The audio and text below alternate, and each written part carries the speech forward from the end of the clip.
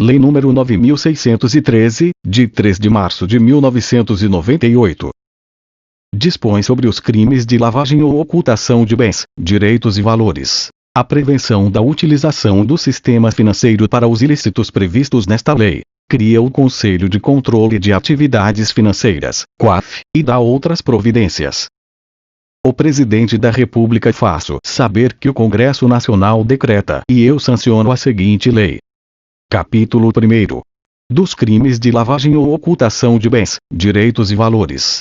Artigo 1º. Ocultar ou dissimular a natureza, origem, localização, disposição, movimentação ou propriedade de bens, direitos ou valores provenientes, direta ou indiretamente, de infração penal. Inciso 1º. Revogado. Inciso 2º. Revogado. Inciso 3º. Revogado. Inciso 4º. Revogado. Inciso 5º. Revogado. Inciso 6º. Revogado. Inciso 7º. Revogado. Inciso 8º. Revogado. Pena: reclusão, de 3 a 10 anos, e multa. Parágrafo 1º. Incorre na mesma pena quem, para ocultar ou dissimular a utilização de bens, direitos ou valores provenientes da infração penal, inciso 1º, os converte em ativos lícitos. Inciso 2º. Os adquire, recebe, troca, negocia, dá ou recebe em garantia, guarda, tem em depósito, movimenta ou transfere. Inciso 3º. Importa ou exporta bens com valores não correspondentes aos verdadeiros. Parágrafo 2º. Incorre, ainda, na mesma pena quem. Inciso 1º. Utiliza, na atividade econômica ou financeira, bens, direitos ou valores provenientes da infração penal. Inciso 2º. Participa de grupo, associação ou escritório tendo conhecimento de que sua atividade principal ou secundária é dirigida à prática de crimes previstos nesta lei. Parágrafo 3º. A tentativa é punida nos termos do parágrafo único do artigo 14 do Código Penal. Parágrafo 4º. A pena será aumentada de 1 a 2/3, se os crimes definidos nesta lei forem cometidos de forma reiterada ou por intermédio de organização criminosa.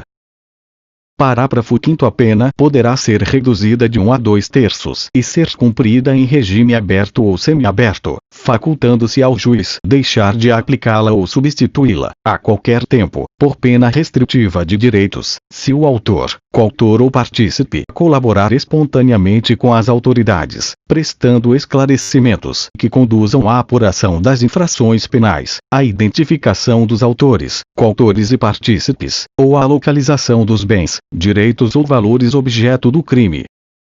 Parágrafo 6º. Para a apuração do crime de que trata este artigo, admite-se a utilização da ação controlada e da infiltração de agentes.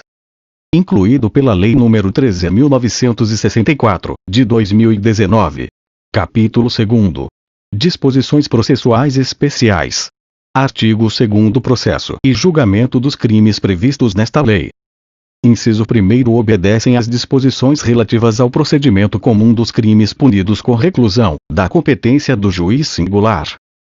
Inciso 2º. Independem do processo e julgamento das infrações penais antecedentes, ainda que praticados em outro país, cabendo ao juiz competente para os crimes previstos nesta lei a decisão sobre a unidade de processo e julgamento. Inciso 3º. São da competência da Justiça Federal. A. Quando praticados contra o sistema financeiro e a ordem econômico-financeira, ou em detrimento de bens, serviços ou interesses da União, ou de suas entidades autárquicas ou empresas públicas. B. Quando a infração penal antecedente for de competência da Justiça Federal. Parágrafo 1º. A denúncia será instruída com indícios suficientes da existência da infração penal antecedente, sendo puníveis os fatos previstos nesta lei, ainda que desconhecido ou isento de pena o autor, ou extinta a punibilidade da infração penal antecedente. Parágrafo 2º. No processo por crime previsto nesta lei, não se aplica o disposto no artigo 366 do Decreto-Lei nº 3.689, de 3 de outubro de 1941, Código de Processo Penal, devendo o acusado que não comparecer nem constituir advogado ser citado por edital, prosseguindo o feito até o julgamento, com a nomeação de defensor dativo. Artigo 3º, revogado pela Lei nº 12.683, de 2012. Artigo 4º. O juiz, de ofício, a requerimento do Ministério Público ou mediante representação do delegado de polícia, ouvido o Ministério Público em 24 horas, havendo indícios suficientes da infração penal, poderá decretar medidas assecuratórias de bens, direitos ou valores do investigado ou acusado, ou existentes em nome de interpostas pessoas, que sejam instrumento, produto ou proveito dos crimes previstos nesta lei ou das infrações penais antecedentes. Parágrafo 1º. Proceder-se à alienação antecipada para preservação do valor dos bens, sempre que estiverem sujeitos a qualquer grau de deterioração ou depreciação, ou quando houver dificuldade para sua manutenção. Parágrafo 2º. O juiz determinará a liberação total ou parcial dos bens, direitos e valores quando comprovada a licitude de sua origem, mantendo-se a constrição dos bens, direitos e valores necessários e suficientes à reparação dos danos e ao pagamento de prestações pecuniárias, multas e custas decorrentes da infração penal. Parágrafo 3º. Nenhum pedido de liberação será conhecido sem o comparecimento pessoal do acusado ou de interposta pessoa a que se refere o caput deste artigo, podendo o juiz determinar a prática de atos necessários à conservação de bens, direitos ou valores, sem prejuízo do disposto no parágrafo 1º. Parágrafo 4º. Poderão ser decretadas medidas assecuratórias sobre bens, direitos ou valores para reparação do dano decorrente da infração penal antecedente ou da prevista nesta lei ou para pagamento de prestação pecuniária, multa e custas. Artigo 4º-A. A alienação antecipada para preservação de valor de bens sob constrição será decretada pelo juiz, de ofício, a requerimento do Ministério Público ou por solicitação da parte interessada, mediante petição autônoma, que será autuada em apartado e cujos autos terão tramitação em separado em relação ao processo principal. Parágrafo 1º. O requerimento de alienação deverá conter a relação de todos os demais bens, com a descrição e a especificação de cada um deles, informações sobre quem os detém e local onde se encontram. Parágrafo 2º. O juiz determinará a avaliação dos bens, nos autos apartados, e intimará ao Ministério Público. Parágrafo 3º. Feita a avaliação e dirimidas eventuais divergências sobre o respectivo laudo, o juiz, por sentença, homologará o valor atribuído aos bens e determinará sejam alienados em leilão ou pregão, preferencialmente eletrônico, por valor não inferior a 75% da avaliação. Parágrafo 4º. Realizado o leilão, a quantia apurada será depositada em conta judicial remunerada, adotando-se a seguinte disciplina. Inciso 1º. Nos processos de competência da Justiça Federal e da Justiça do Distrito Federal. A. Os depósitos serão efetuados na Caixa Econômica Federal ou em instituição financeira pública, mediante documento adequado para essa finalidade. B. Os depósitos serão repassados pela Caixa Econômica Federal ou por outra instituição financeira pública para a conta única do Tesouro Nacional, independentemente de qualquer formalidade, no prazo de 24 horas. E. C. Os valores devolvidos pela Caixa Econômica Federal ou por instituição financeira pública serão debitados à conta única do Tesouro Nacional, em subconta de restituição. Inciso 2º. Nos processos de competência da Justiça dos Estados. A. Os depósitos serão efetuados em instituição financeira designada em lei, preferencialmente pública, de cada Estado ou, na sua ausência, em instituição financeira pública da União. B. Os depósitos serão repassados para a conta única de cada Estado, na forma da respectiva legislação.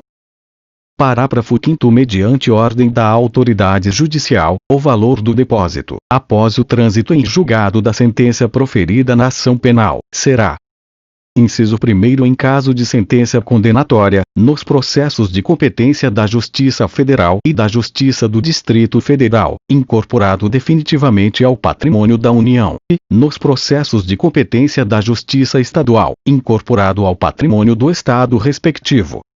Inciso 2º. Em caso de sentença absolutória extintiva de punibilidade, colocado à disposição do réu pela instituição financeira, acrescido da remuneração da conta judicial. Parágrafo 6º. A instituição financeira depositária manterá controle dos valores depositados ou devolvidos. Parágrafo 7º. Serão deduzidos da quantia apurada no leilão todos os tributos e multas incidentes sobre o bem alienado, sem prejuízo de iniciativas que, no âmbito da competência de cada ente da federação, venham a desonerar bens sob constrição judicial daqueles ônus. Parágrafo 8º. Feito o depósito a que se refere o parágrafo 4º deste artigo, os autos da alienação serão apensados aos do processo principal. Parágrafo 9º. Terão apenas efeito devolutivo os recursos interpostos contra as decisões proferidas no curso do procedimento previsto neste artigo. Parágrafo 10º.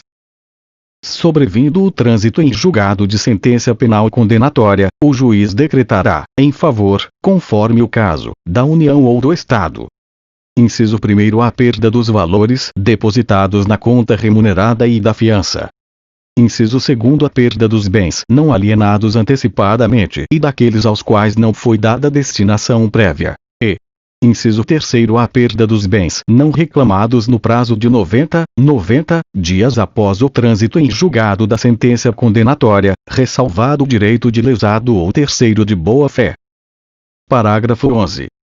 Os bens a que se referem os incisos 2º e 3º do parágrafo 10 deste artigo serão adjudicados ou levados a leilão, depositando-se o saldo na conta única do respectivo ente. Parágrafo 12º. O juiz determinará ao registro público competente que emita documento de habilitação à circulação e utilização dos bens colocados sob uso e custódia das entidades a que se refere o caput deste artigo. Parágrafo 13º.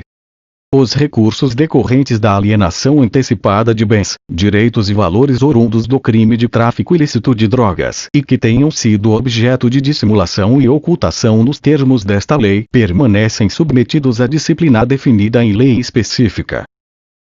Artigo 4º-b. A ordem de prisão de pessoas ou as medidas assecuratórias de bens, direitos ou valores poderão ser suspensas pelo juiz, ouvido o Ministério Público, quando a sua execução imediata puder comprometer as investigações.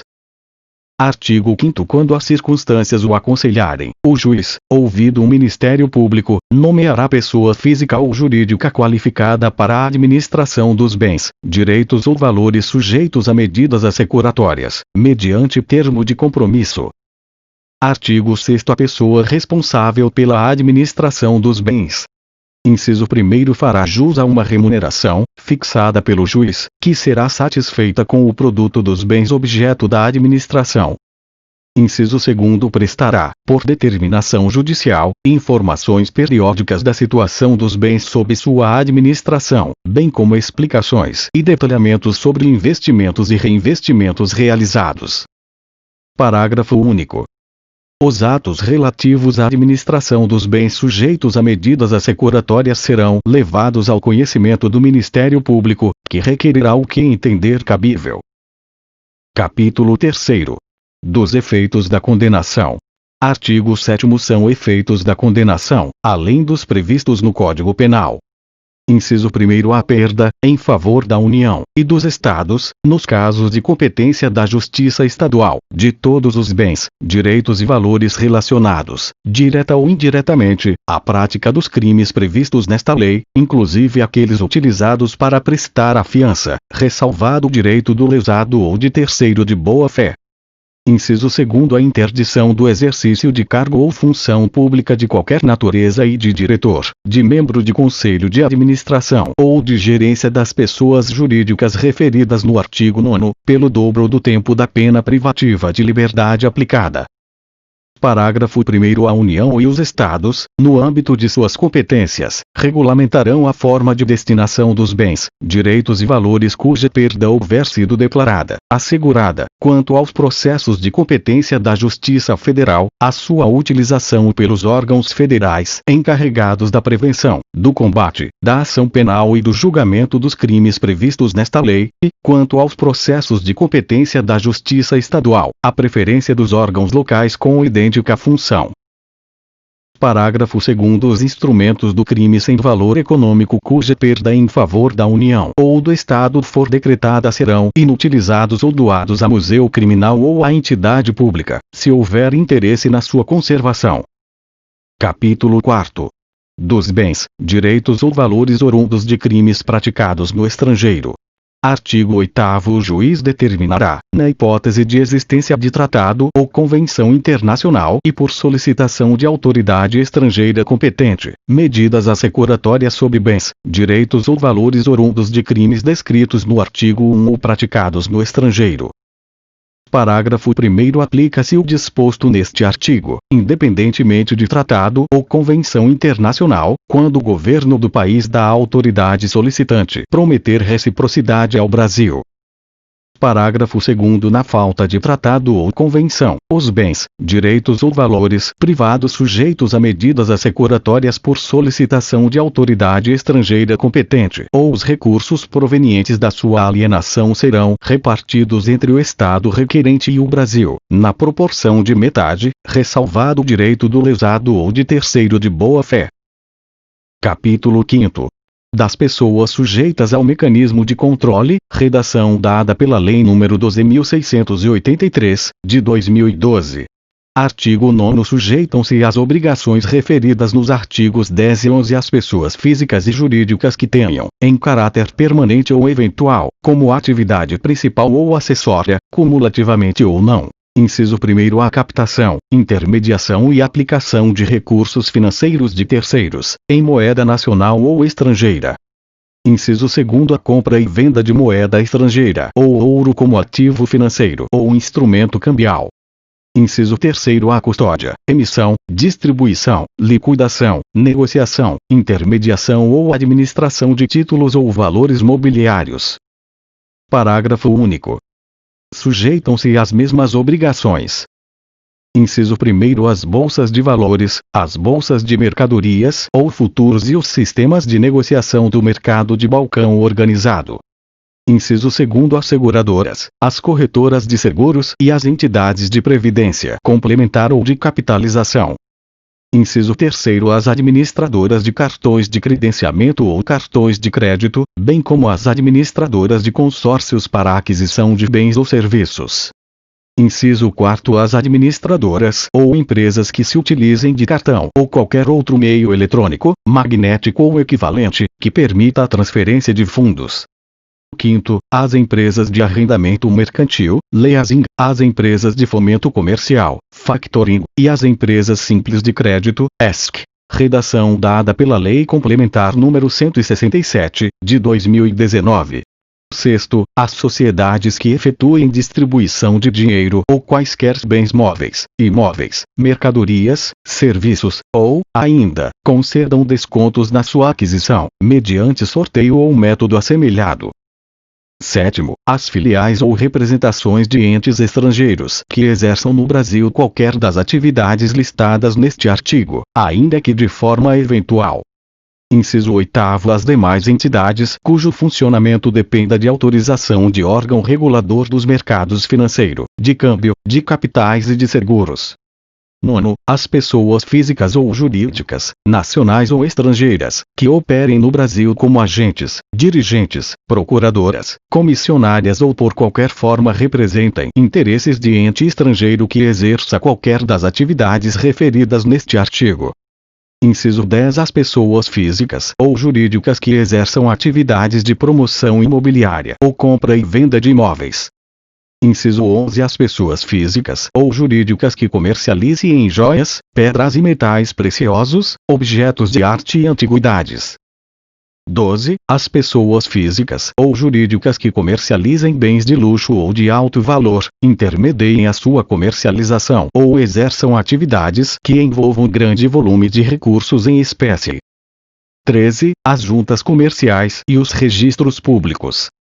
Inciso 14. As pessoas físicas ou jurídicas que prestem, mesmo que eventualmente, serviços de assessoria, consultoria, contadoria, auditoria, aconselhamento ou assistência, de qualquer natureza, em operações a. de compra e venda de imóveis, estabelecimentos comerciais ou industriais ou participações societárias de qualquer natureza. B. De gestão de fundos, valores mobiliários ou outros ativos. C. De abertura ou gestão de contas bancárias, de poupança, investimento ou de valores mobiliários. D. De criação, exploração ou gestão de sociedades de qualquer natureza, fundações, fundos fiduciários ou estruturas análogas. E. Financeiras, societárias ou imobiliárias. E F. De alienação ou aquisição de direitos sobre contratos relacionados a atividades desportivas ou artísticas profissionais.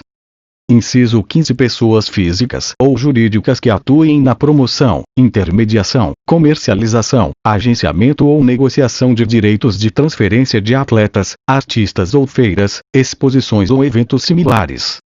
Inciso 16. As empresas de transporte e guarda de valores. Inciso 17. As pessoas físicas ou jurídicas que comercializem bens de alto valor de origem rural ou animal ou intermediem a sua comercialização. E. Inciso 18. As dependências no exterior das entidades mencionadas neste artigo, por meio de sua matriz no Brasil, relativamente a residentes no país. Capítulo 6º. Da identificação dos clientes e manutenção de registros. Artigo 10. As pessoas referidas no artigo 9º. Inciso 1º identificarão seus clientes e manterão cadastro atualizado, nos termos de instruções emanadas das autoridades competentes. Inciso 2º manterão registro de toda a transação em moeda nacional ou estrangeira, títulos e valores mobiliários, títulos de crédito, metais, ou qualquer ativo passível de ser convertido em dinheiro, que ultrapassar limite fixado pela autoridade competente e nos termos de instruções por esta expedidas. Inciso 3º deverão adotar políticas, procedimentos e controles internos, compatíveis com seu porte e volume de operações, que lhes permitam atender ao disposto neste artigo e no artigo 11, na forma disciplinada pelos órgãos competentes. Inciso 4º deverão cadastrar-se e manter seu cadastro atualizado no órgão regulador ou fiscalizador e, na falta deste, no Conselho de Controle de Atividades Financeiras, COAF, na forma e condições por eles estabelecidas. 5º, deverão atender às requisições formuladas pelo COAF na periodicidade, forma e condições por ele estabelecidas, cabendo-lhe preservar, nos termos da lei, o sigilo das informações prestadas. Parágrafo 1º. Na hipótese de o cliente constituir-se em pessoa jurídica, a identificação referida no inciso 1º deste artigo deverá abranger as pessoas físicas autorizadas a representá-la, bem como seus proprietários. Parágrafo 2º. Os cadastros e registros referidos nos incisos 1º e 2º deste artigo deverão ser conservados durante o período mínimo de 5 anos a partir do encerramento da conta ou da conclusão da transação, prazo este que poderá ser ampliado pela autoridade competente. Parágrafo 3º. O registro referido no inciso 2º deste artigo será efetuado também quando a pessoa física ou jurídica, seus entes ligados, houver realizado, em um mesmo mês calendário, operações com uma mesma pessoa, conglomerado ou grupo que, em seu conjunto, ultrapassem o limite fixado pela autoridade competente. Artigo 10A. O Banco Central manterá registro centralizado formando o cadastro geral de correntistas e clientes de instituições financeiras, bem como de seus procuradores. Capítulo 7º. Da comunicação de operações financeiras. Artigo 11. As pessoas referidas no artigo 9º. Inciso 1º dispensarão especial atenção às operações que, nos termos de instruções emanadas das autoridades competentes, possam constituir-se em sérios indícios dos crimes previstos nesta lei, ou com eles relacionar-se. Inciso 2º deverão comunicar ao COAF, abstendo-se de dar ciência de tal ato a qualquer pessoa, inclusive aquela a qual se refira a informação, no prazo de 24 horas, a proposta ou realização. A. De todas as transações referidas no inciso 2º do artigo 10, acompanhadas da identificação de que trata o inciso 1º do mencionado artigo. E. B. Das operações referidas no inciso 1º.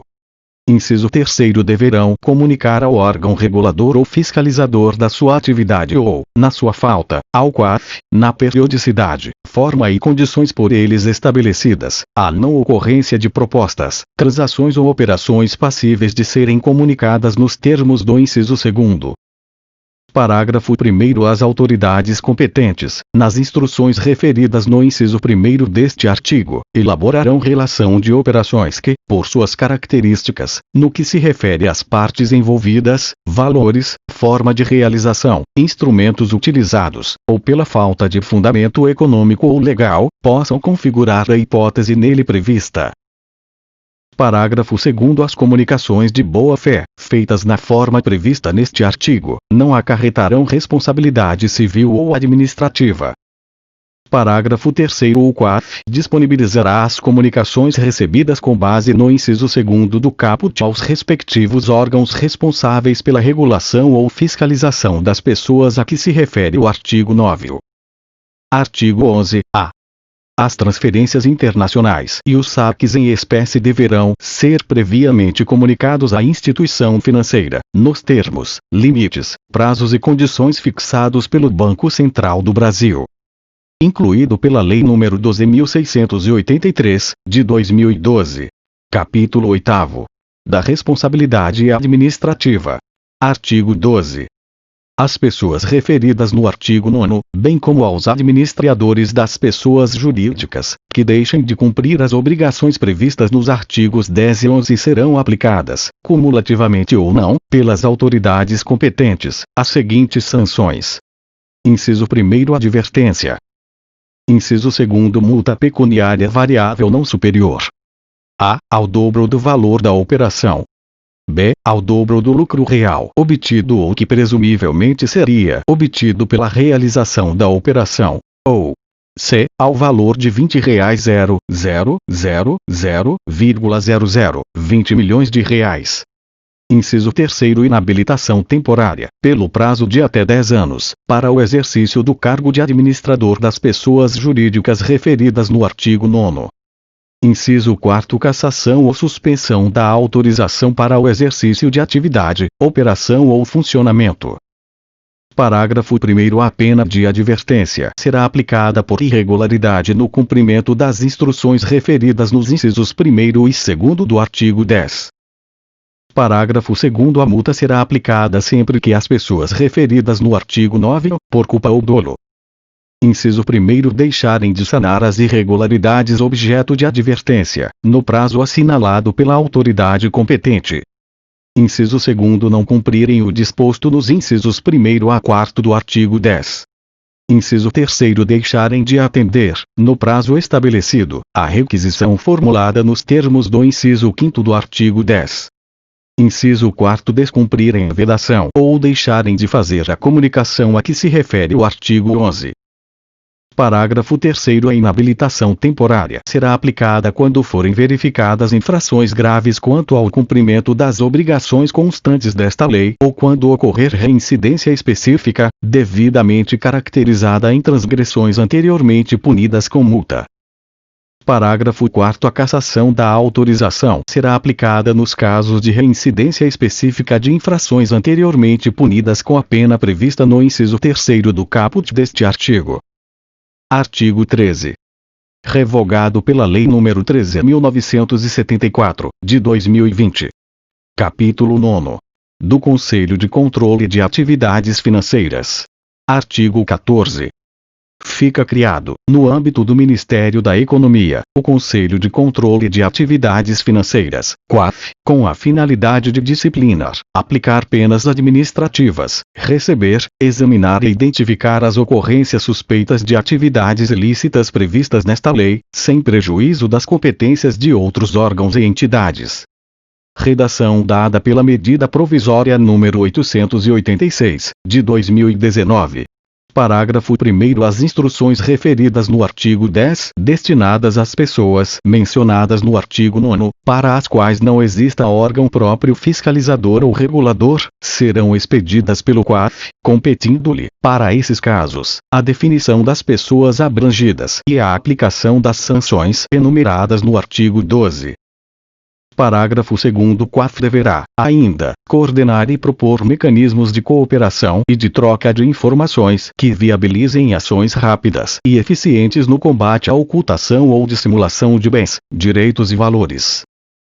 Parágrafo 3º. O COAF poderá requerer aos órgãos da administração pública as informações cadastrais bancárias e financeiras de pessoas envolvidas em atividades suspeitas. Artigo 15. O COAF comunicará às autoridades competentes para a instauração dos procedimentos cabíveis, quando concluir pela existência de crimes previstos nesta lei, de fundados indícios de sua prática, ou de qualquer outro ilícito. Artigo 16. O COAF será composto por servidores públicos de reputação ilibada e reconhecida competência, designados em ato do Ministro de Estado da Fazenda, dentre os integrantes do quadro de pessoal efetivo do Banco Central do Brasil, da Comissão de Valores Mobiliários, da Superintendência de Seguros Privados, da Procuradoria-Geral da Fazenda Nacional, da Secretaria da Receita Federal do Brasil, da Agência Brasileira de Inteligência, do Ministério das Relações Exteriores, do Ministério da Justiça, do Departamento de Polícia Federal, do Ministério da Previdência Social e da Controladoria Geral da União, atendendo à indicação dos respectivos ministros de Estado. Redação dada pela Lei nº 12.683, de 2012. Artigo 16. Parágrafo 2º. Caberá recurso das decisões do COAF relativas às aplicações de penas administrativas ao Conselho de Recursos do Sistema Financeiro Nacional. Redação dada pela Lei nº 13.506, de 2017 vide Decreto nº 9.889, de 2019 revogado pela Lei nº 13.974, de 2020. Artigo 17. Revogado pela Lei nº 13.974, de 2020. Capítulo 10. Disposições Gerais. Artigo 17-A. Aplicam-se, subsidiariamente, as disposições do Decreto-Lei nº 3.689, de 3 de outubro de 1941, Código de Processo Penal, no que não forem incompatíveis com esta lei. Artigo 17-B. A autoridade policial e o Ministério Público terão acesso, exclusivamente, aos dados cadastrais do investigado que informam qualificação pessoal, filiação e endereço, independentemente de autorização judicial, mantidos pela Justiça Eleitoral, pelas empresas telefônicas, pelas instituições financeiras, pelos provedores de internet e pelas administradoras de cartão de crédito. Artigo 17-C. Os encaminhamentos das instituições financeiras e tributárias em resposta às ordens judiciais de quebra ou transferência de sigilo deverão ser, sempre que determinado, em meio informático, e apresentados em arquivos que possibilitem a migração de informações para os autos do processo sem redigitação. Artigo 17-D. Em caso de indiciamento de servidor público, este será afastado, sem prejuízo de remuneração e demais direitos previstos em lei, até que o juiz competente autorize, em decisão fundamentada, o seu retorno. Artigo 17-E. A Secretaria da Receita Federal do Brasil conservará os dados fiscais dos contribuintes pelo prazo mínimo de 5 anos, contado a partir do início do exercício seguinte ao da declaração de renda respectiva ou ao do pagamento do tributo. Artigo 18. Esta lei entra em vigor na data de sua publicação.